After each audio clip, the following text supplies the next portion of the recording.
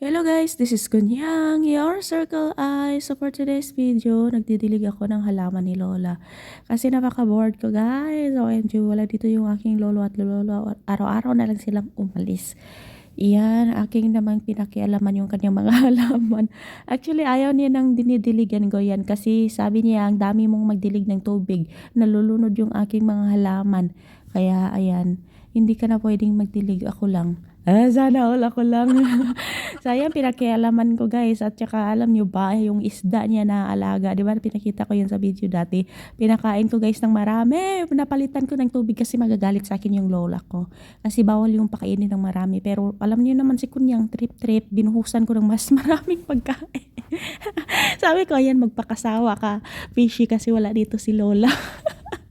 Pero nahuli ako ng alaga ko lalaki na biglang dumating. Sabi niya, bakit ang dumi-dumi ng isda? Ang daming pagkain, sinong naglagay? Hindi ako nakasagot. Kasi konti lang sila maglagay ng pagkain ng isda. So naawa ako sa isda, sabi ko ngayon magpakasawa ka kasi wala dito ang ating lola, magpakasawa kayo. Yun, muntikan pa ko yun kung nagsumbong yun aking lola. Hindi naman ako tinanong ng aking lola pagdating niya. Wala naman siya sinabi na may ginawa ka ba sa isda. Nangungulit kasi ako guys pag wala dito yung aking lola, naboboard ako. So kung ano-anong pinagkakagawa ko kung wala akong video. So kung ano-anong pinagkakagawa ko. Linis dito, linis doon kahit wala namang dumi. Siyempre, diligan natin itong cactus. Dito ako dati kumain, diba guys? Naalala nyo? Cactus. Cactus na kahit hindi mo diligan, sana Cherries lang. Ayan, tapos na tayo. Ito nga pala yung aking laundry area. Atin ang i-off, baka ma-forget natin. At malagot na naman na tayo sa aking lolo. Makalimutin pa naman si Kunyang nyo. Ayan guys, ito yung aking laundry area. Sana all. Nakaseparate yung aking laundry area. Nasa 4th floor talaga. So ayan, dito tayo. Bye, see you tomorrow. Na-board lang si Kunyang kaya dumalaw dito ng hapon.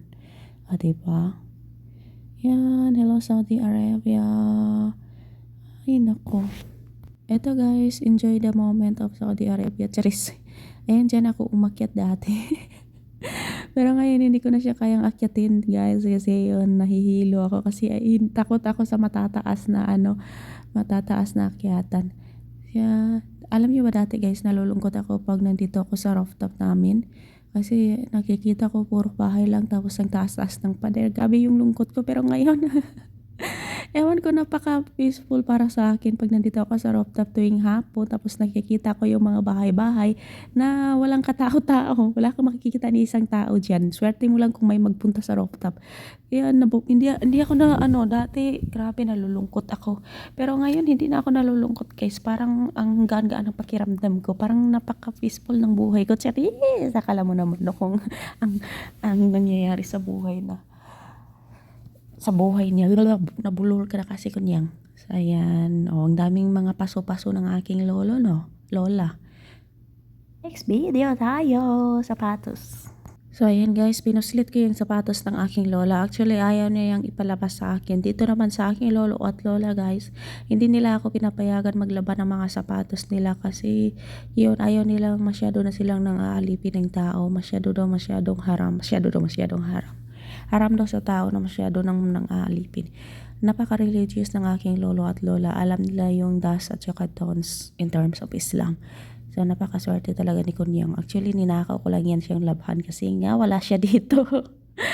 Nilagay niya dun sa sulok. So, pinulot ko. Sabi ko, kabahan ka ngayon lola at lalabahan ko na ito. So, makikita niya yan bukas. Kasi hindi niya yan pinapalabas sa akin, lalo na yung lolo ko. Sila talaga guys, magpunas-punas ng sapatos nila, maglaba-laba. Sila maglaba-laba, pati yung alaga ko na lalaki kung nandito. At kinagabihan nga pala dumating yung aking lola at lolo. So dinalhan nila ako ng shawarma. Ay, sarap ng buhay ni Kunya.